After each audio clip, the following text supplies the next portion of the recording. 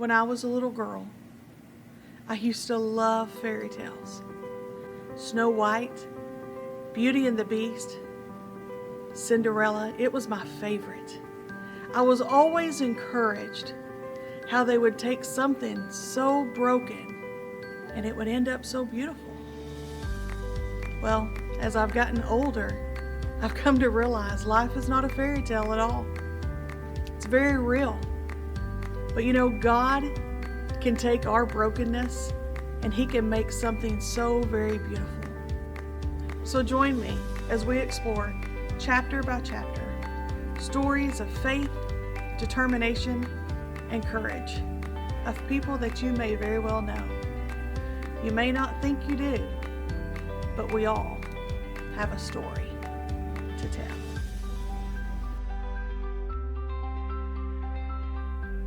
My name is Erin Driver, and this is my story. When I was born, it was May 19th, 1996, and I was born in Caldwell County, and then I grew up in Midway, which of course is midway between Marion and Salem.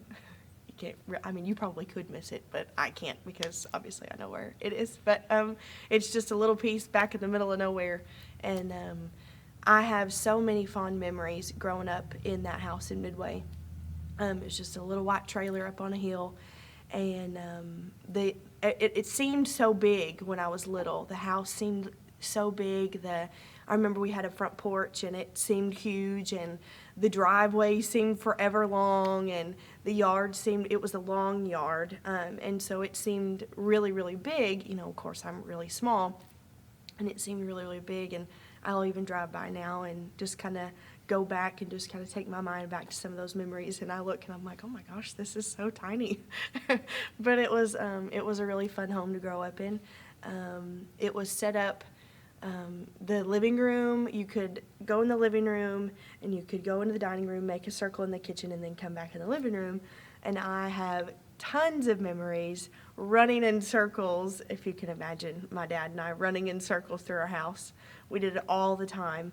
And I remember Mom would be cooking and we would be running through the house and trying not to bump into her and let her spill something. And I was the only child, and so I had to have a giant imagination, which was great because my mom was a preschool teacher, and so she helped me have a big imagination because she knew how to have an imagination with probably 20 kids. So, and my dad, of course, has a massive imagination. So they helped me just kind of play make-believe and do all that kind of stuff and figure out how to do things kind of on my own to be independent and help entertain myself.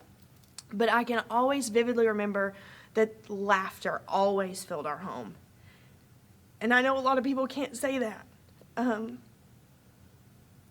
But I just have a lot of memories of just laughing in our home. We had a dog named Dixie, and she was a chocolate lab. It was my first dog. And she would come in the house sometimes on accident, but she would come in the house and she would get so excited and she would run around the house, and we had a huge sectional in our living room, and she would jump up on the sectional and run around the back of that sectional and tip the couch over, and Dad and I would be laughing, hee-hawing, and Mom was just yelling, Dixie, Dixie, stop it, trying to get her out of the house. And it would just make me and Dad laugh so big, and we just loved to laugh. Dad and I loved to make people laugh. We still love to make people laugh, but we love to make each other laugh, and we love to make my mom laugh. And so I just always remember laughter filling our home. I don't really remember any kind of, I never saw any strife. I never saw any arguing that I can recall, which is probably good, which is great, because again, I know a lot of people can't say that. But like I said, I do. It was just a house full of laughter and joy. When I was about 4 years old, my dad got the call to become a preacher. And so what that entailed was kind of every other weekend in the summer, we would go camping, and he would preach at the campground. And so we would go down on Thursday or Friday, and we would stay the weekend, and he would preach early Sunday morning, and right after he would get done preaching, we would come back here to Life in Christ in the old building in time for preaching here. And they would take me back into the children's church, and I would play with my friends and everything like that. And when I was about 6 years old, we were at the campground one weekend, and I'd been talking to my parents a lot about salvation, and I had a lot of questions about it, and I just wanted to know more about it.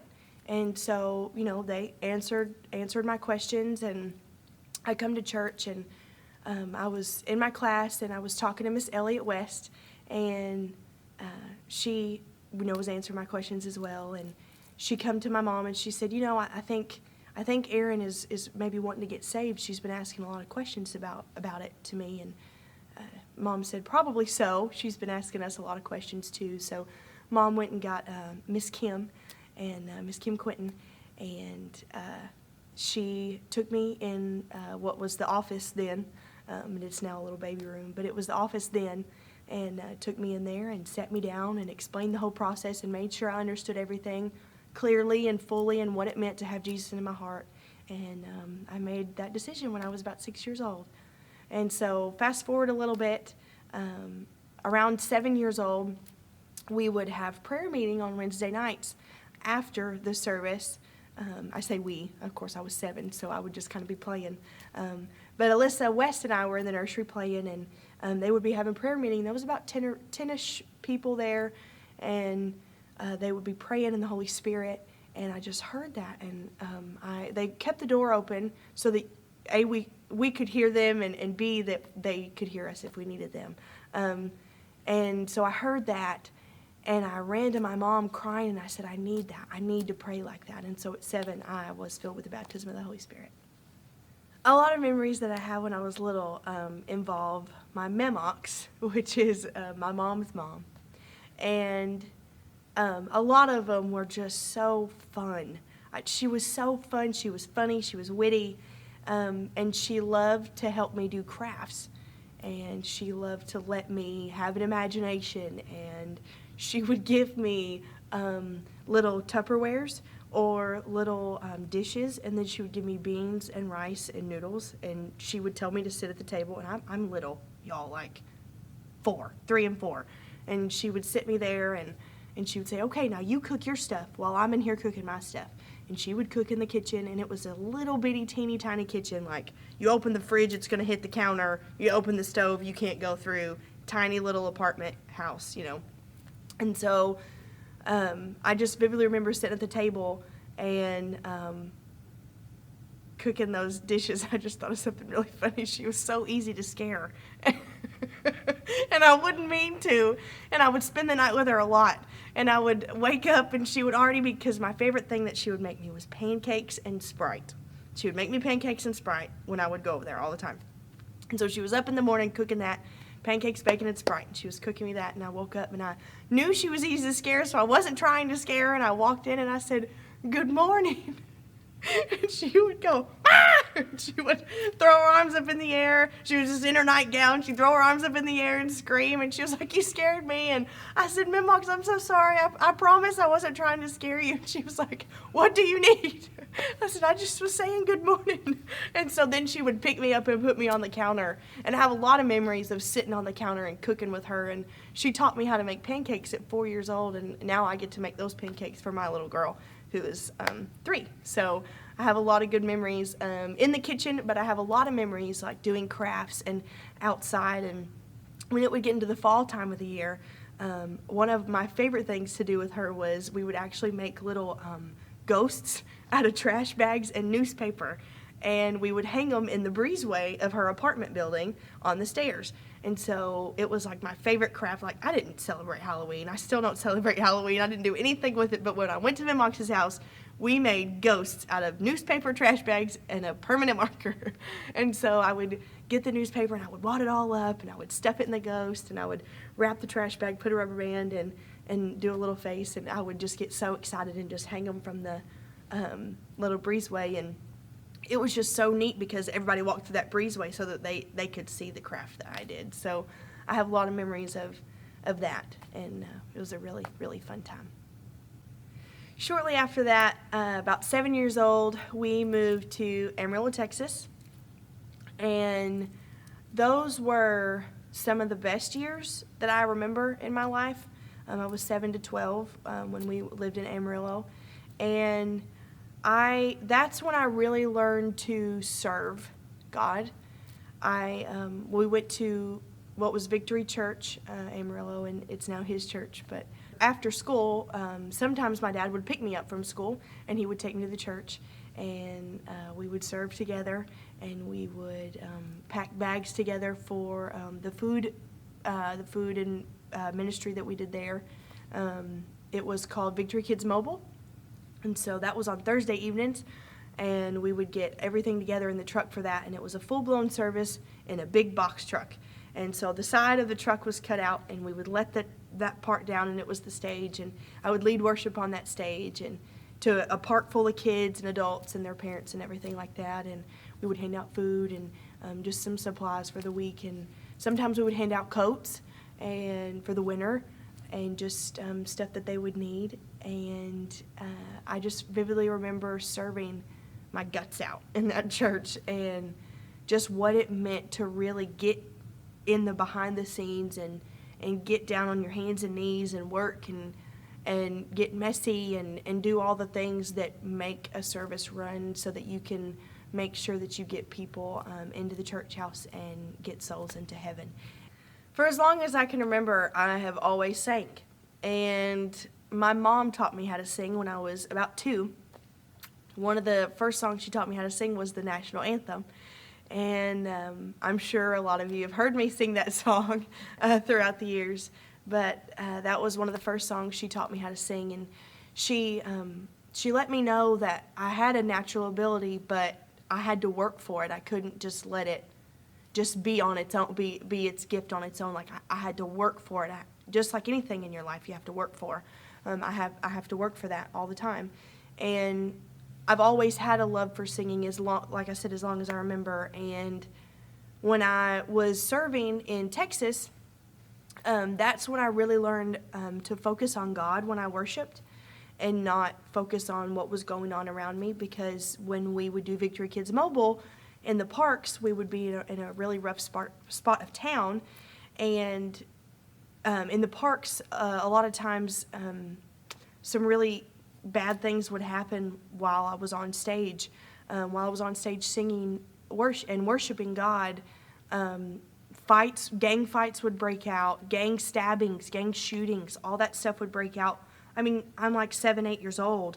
All this is happening, and I know that I don't stop singing unless someone jerks me off the stage, like, the whole shepherd's hook thing, like in the old skits, like someone grabs a hook and jerks you off the stage. Like, I wasn't to stop singing unless someone jerked me off the stage. So I just had to keep going, and I vividly remember glancing over and seeing a wad of people, and like they were fighting and going at it, and there was even kids that were running from the stage, like right in front of the stage. They were running to that fight, and I would just sing louder and louder and louder. I would throw candy while I was singing.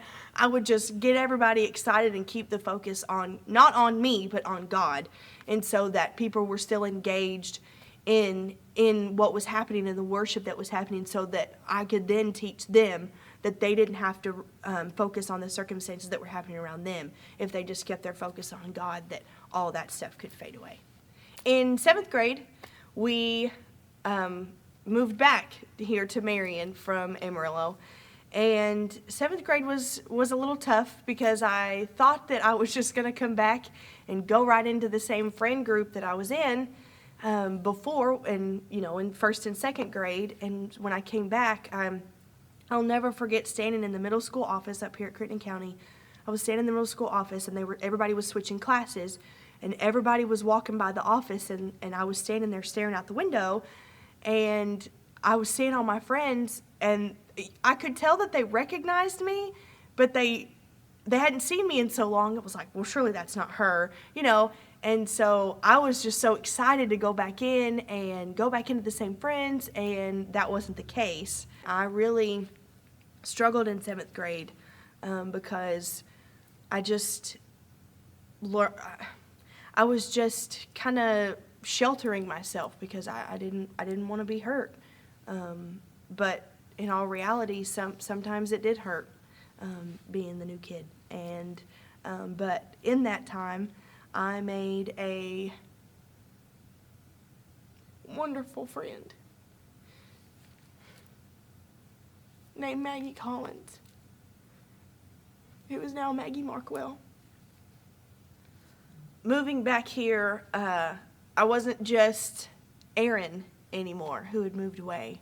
I was now Erin, the new pastor in town's kid. And so everything in our life was now put into a fishbowl, which when you look into a fish tank or a fishbowl, everything is just kind of magnified. And so that was pretty tough because I didn't understand why. I knew that I had to be respectful and quote unquote careful about things that I said and everything like that. But I didn't understand the magnitude of it until I got a little bit older. But being put in a fishbowl at a really young age,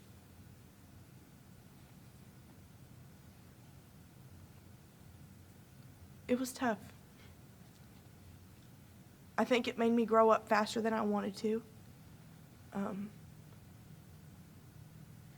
When I was in Texas, I had already put some boundaries and some morals down deep inside of me, and as you should. But I thought it was really, really a good thing to have those morals and to have those beliefs. And I was then getting made fun of for having those morals and for having those beliefs. And I knew that I loved Jesus with everything that was in me. But sometimes I questioned if it was worth it. On up into my high school years, I pretty much just went to school, went to my sport, went to church, went home. And I kind of liked it that way. It kept me busy, but it was stuff that I liked to do. And in high school, somebody talked me into running track.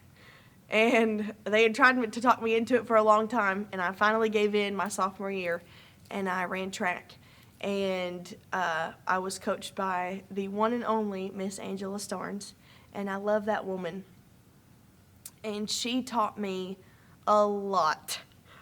She taught me ears to pocket when you're running. I don't know how many times I heard her yell that on the track, but it was a lot. And that if you drop the baton, it's pretty much your life. Don't drop that baton. And I mean, you could hear a baton drop. It was like a pin.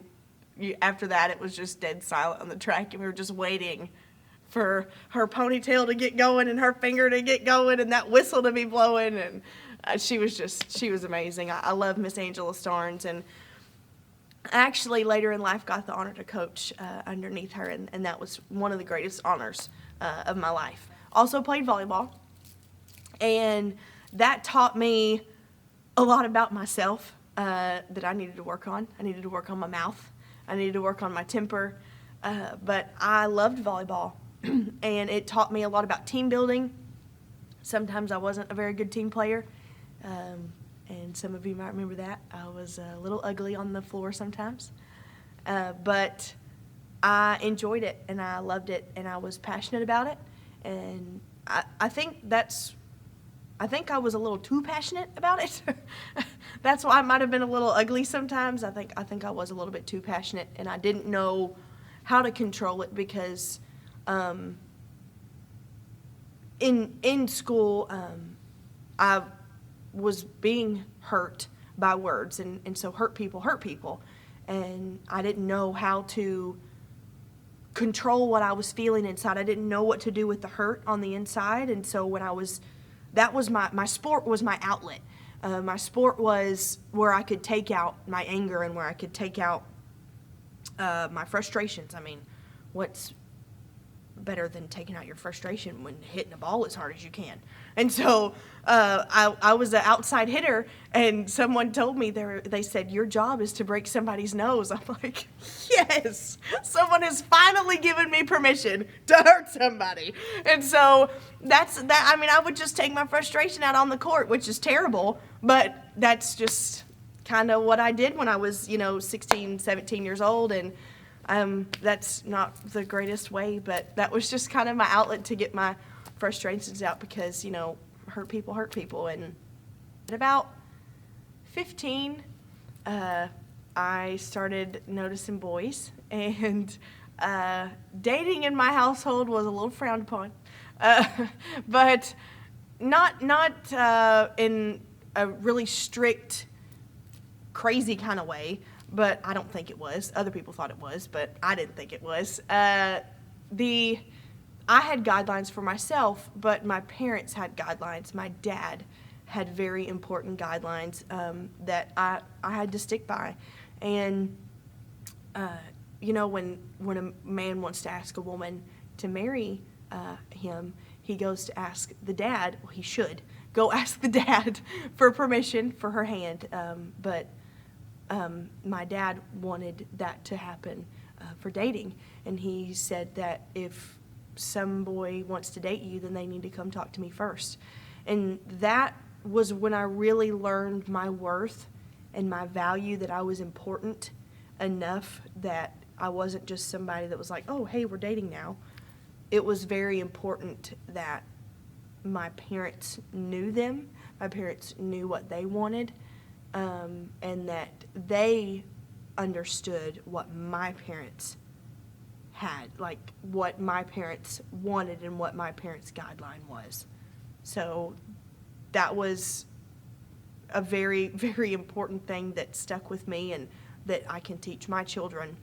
There was some questions that my dad would ask them and talk to them about, and he wanted to make sure that they knew my guidelines and they knew the boundaries and the lines that they were not to cross in between us.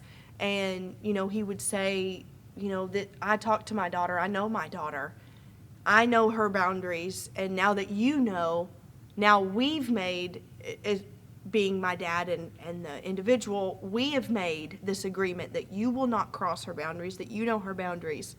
And, we had a couple brave souls, but one ultimately worked out in the end. I actually met my husband when I was in 8th grade, and it was over here in the old building, and he's a bit older, well, a bit, he's 3 years older than me. Then it seemed really old because I was in middle school, he was in high school, but he was a junior. It was the day after junior prom. He came to church with Adam Guess, and he walked in a black suit, white shirt, and a red tie. And he walked in, and I met him, and I knew of him because I just knew everybody. And I knew of him because of Adam. And I was a stickler for a tie because my dad's a stickler for a tie, and his tie was crooked, and that bugged me. So I was just standing there talking, and I walked up to him, and I fixed his tie and patted him on the chest and turned around and walked off, and that was pretty much how we met. And I wasn't really interested in him at all. We were just friends, and we went to a youth group together with our mutual friends, and we were in a mutual friend group. And that was the extent of boys at that age. Everything was done in a group. Everything was in the safety of a group. When Chris graduated high school, he was going out of school when I was coming into sophomore year, I think, maybe, freshman. Anyway, when he left, it was the whole classic saying of you don't know what you got till it's gone. And I realized that I missed my friend a lot. And I realized that I liked him. He would get a little bit of time when he was in the military to call home, so he would get 5 minutes here, 5 minutes there, and 5 minutes somewhere else. And so he actually called our house one day. and I was like a kid in a candy store. I got so excited, and I ran through my house, and my mom thought, what the heck is this? What is she doing? Because I just wasn't really excited about guys at that point in life, and I was just so excited to hear from him, and I didn't really, I didn't have much of a dating experience, so I didn't really know what that felt like on the inside, and so I didn't really know what those feelings were.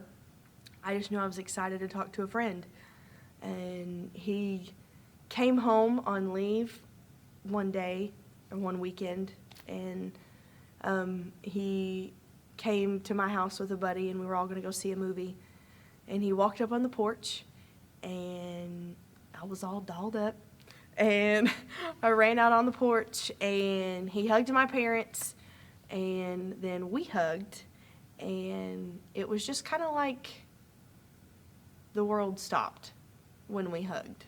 It was like the world stopped and fireworks went off at the same time, if that can happen. It happened on the front porch in Francis, and the world stopped, and I ran inside, and I was freaking out, and I left everybody on the front porch, and I just ran in the house and ran to the bathroom and slammed the door shut, and I'm weeping, and I don't know why I'm weeping, but I'm weeping, and my mom comes in, and she's like, Erin, what is wrong with you? Mom's giving me the tough love at this moment. She's like, what is wrong with you? And I said, nothing, there's just something in my contact. And she goes, well, you're going to have to get a grip and get it together, because you have people out there waiting for you to go see a movie. So get yourself together and go out there. I said, do you not realize that what is happening is my heart? I was like, I like this kid, and I don't know what to do about it. And she was like, oh, this is new. I don't know what to do with this. And so we had a brief chat, and she said, okay, but in reality, you're going to have to pull it together. You're going to have to deal with it. You're going to have to get in the car, and you're going to have to go, and we'll talk about it when you get home.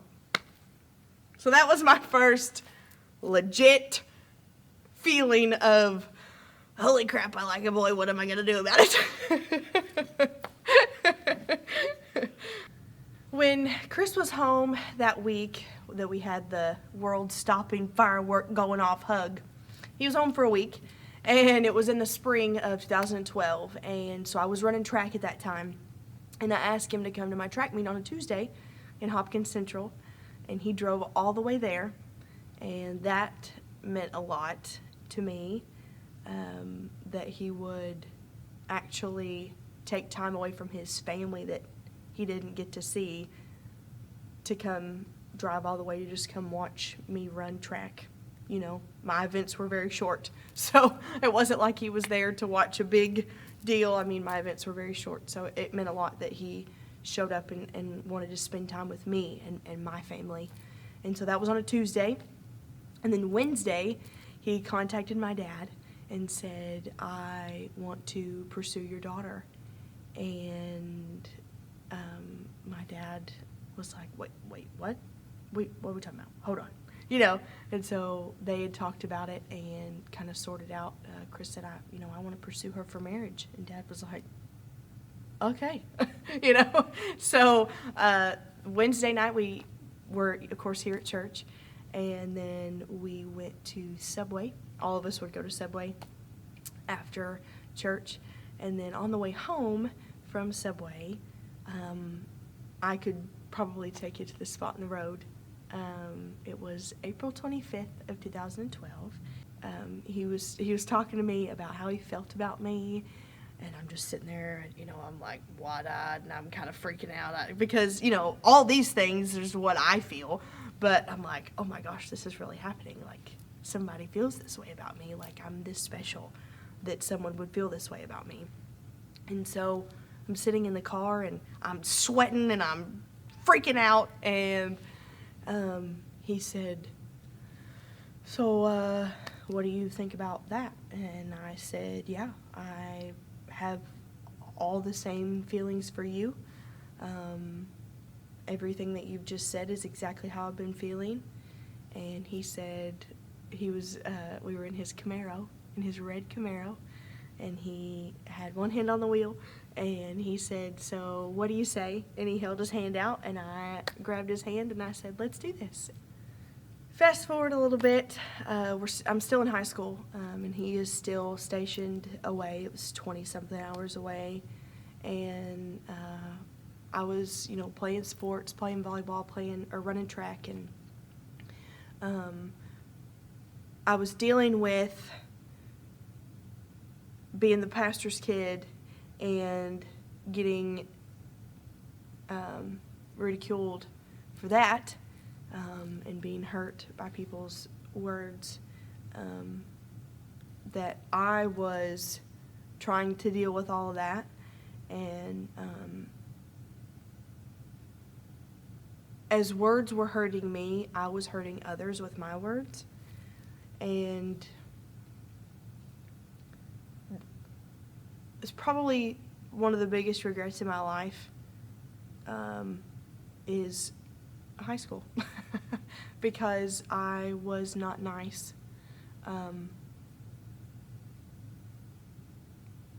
I was hurt. I was hurting a lot. I could put on a mask, and I could put on a brave face for the most part, but in all reality, I was hurting on the inside. And my heart was with Chris, and so my heart was 20-something hours away, and I would come home every night and exhausted from wearing a mask, putting on a brave face. I was exhausted from that. I was exhausted from keeping my guard up. I was exhausted from being hurt. I was exhausted from hurting people. I was just, my spirit was really tired, and I just wanted to be with him, and I didn't really know how to handle myself. And so that is when a lot of turmoil started happening in my heart, and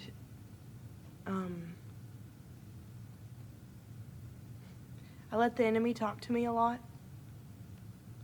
because I was hurt. And there was a lot of pressure. There was a lot of pressure to do the right thing all the time. Every single breath I took had to be correct. And I didn't really know how to handle myself. And so when I was a junior in high school, I just let the hurt get a little bit too much. And I was hurting people with my words, and I was hurting my mom with my words. And I remember I'd had a big argument with my mom, and we were actually coming to worship practice, and I told her I didn't want to ride with her. And I was on my way to the church, and I remember just being so angry. I was so angry and so upset at everything that was coming at me and at the weight that was just on me, and I just felt heavy. And I was in my car, and I just wanted all of it to stop. I wanted all of it to be over. And the quickest way I knew how to make that happen was to end my life. And so, as I said, I was in the car, and I looked over and I saw a brick house, and I knew if I could drive fast enough and hit it hard enough that it would kill me, and that all of it would stop. So I gripped the steering wheel really tight, pushed the gas a little bit faster, and I closed my eyes. And I just heard in my spirit, don't do this. And I opened my eyes, and I knew I had a problem. I knew the enemy was trying to take me out because I had had people speaking morals into me when I was a kid, that I was worth it and that I had a call in my life. And that was the first time I had ever really heard God's audible voice to me. And so I talked to my mom about it. I yelled to my mom about it because I was just hurt. I didn't know how to handle it. And we cried together for about 3 hours. And we prayed together. And I felt the spirit of suicide lift off of me. And I've never dealt with it again. And I'm so grateful, because that was a very dark and scary point in my life. During junior and senior year, I'm doing all the high school things, just high school athlete, doing all that stuff. But in that time, Maggie and I were the leaders of a group called Stage, and we would get together in the mornings and we would pray with some students, and that was a really good time. Maggie and I would do devotions. We would do devotions together as her and I, but then we would get to share those devotions with our peers, and that was a really cool time as her friend and serving God together. And then Chris proposed to me in between junior and senior year, and so Maggie was, of course, my maid of honor, and she, helped me navigate planning a wedding and doing all that in senior year. Still enjoying senior year, so we would go over to each other's house and deal with the school aspect, and then it was like, okay, wedding planning. So we did a lot together through senior year. I have a lot of memories with Maggie. My senior year, we were always doing something together. And she was my friend who kept me grounded, my friend who kept me in the Word, my friend who kept me level-headed. And I'm super, super grateful for Miss Maggie. In June of 2014, Chris and I got married on a little beach in North Carolina.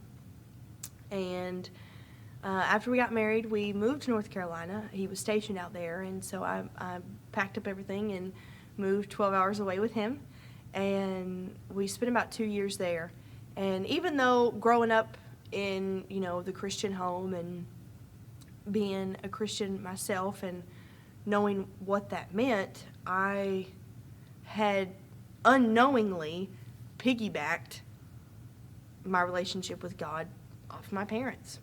They were the pastors, and I didn't really realize I needed to have faith for myself, that I needed to do my own studying, do my own Bible reading, do my own worship, until I moved away. And it was just Chris and I, and he was working and I wasn't, and I was alone a lot. And I knew that I couldn't let myself slip back into the darkness that I had had before. But I didn't quite know how to have faith for myself. And so I just kind of, it was rough. Those 2 years were rough because I was trying to navigate being a wife at 18, being alone. Not alone, but I had moved away from everything I'd ever known. And I was trying to navigate all that and still trying to be a good human and still trying to be a good Christian and follow Jesus. And after those 2 years, we moved back here, and we knew that God called us back here. so that we could serve here in Life in Christ Church. Serving at the house of God is massively important. I serve here on the worship team, and that's my heart, is worship. And I love being up here with the team. I love worshiping. I love leading people into the throne room of God. And it's one of my favorite places to be, is in this church. And I literally count down. My whole life schedule is Sundays and Wednesdays. Everything is planned around Sundays and Wednesdays. And it's super important to be in the church house. It's important to get your kids here. Chris and I have 2 little girls. Our first daughter, Elise Brielle, was born September 5th, 2018. And our original plan was to be married about 5 years and, didn't have babies. But about year 4, we decided that this is what we want to have a baby, and this is what we want to do. And we felt like we were ready, and we felt like we were ready, but, we felt like we were ready and that this is what we wanted to do, so we just went for it. And she changed our world. She is a sassy little spitfire, and she's hysterical. She will undoubtedly make you laugh, and she will make you think about what you're going to say, because she will call you out real quick. And she is a little bossy, and she's so fun, and she makes my heart so happy. And she loves to sing, and she loves to dance. She loves to worship, and she is like one of the biggest joys of my life. And our second little girl, Sadie Rose, was born May 11th of 2021, and she's a chunkers. She is my big baby, and she is so happy all the time. She's so smiley, and she loves for you to sing to her, and she loves to snuggle you and cuddle you, and she loves her sister. She lights up when she hears her sister's voice, and when her sister sings to her, because, sometimes when she's crying or upset and I am in the middle of something, I'll say, Elise, can you please go sing to your sister? Sure, Mom. And she goes and lays down, and she'll hold her hand, and she'll sing her a song, and she'll go, she's just upset right now. She just pooped.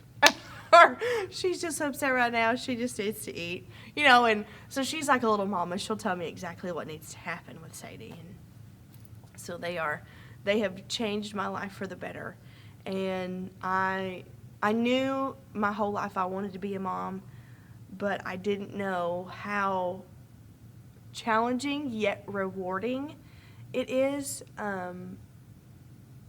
just to watch the little things that Elise does, her heart for worship, and her heart for people, and how already she is compassionate and empathetic toward people, and she has a heart for people.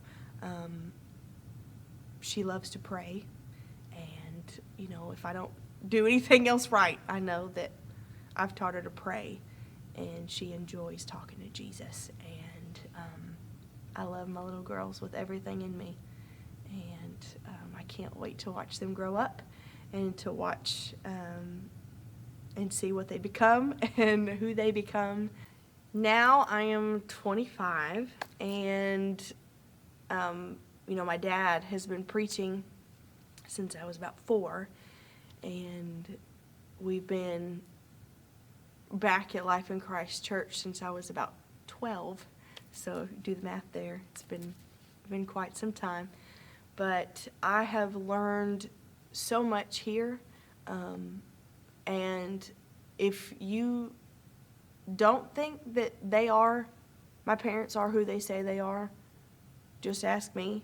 Because who they are at church, who they are on the platform, is who they are everywhere. And I've seen it. I have seen their steadfast faith. I've seen their rock solid beliefs. They don't back down from nothing. They have taught me that.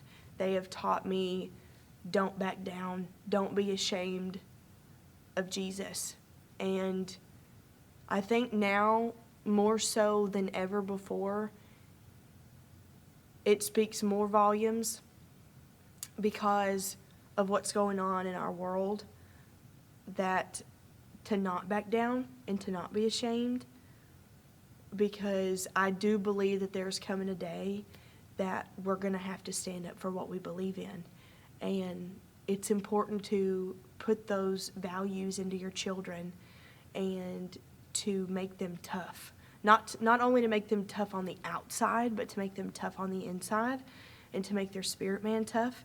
And that you need to teach them to have faith on their own, because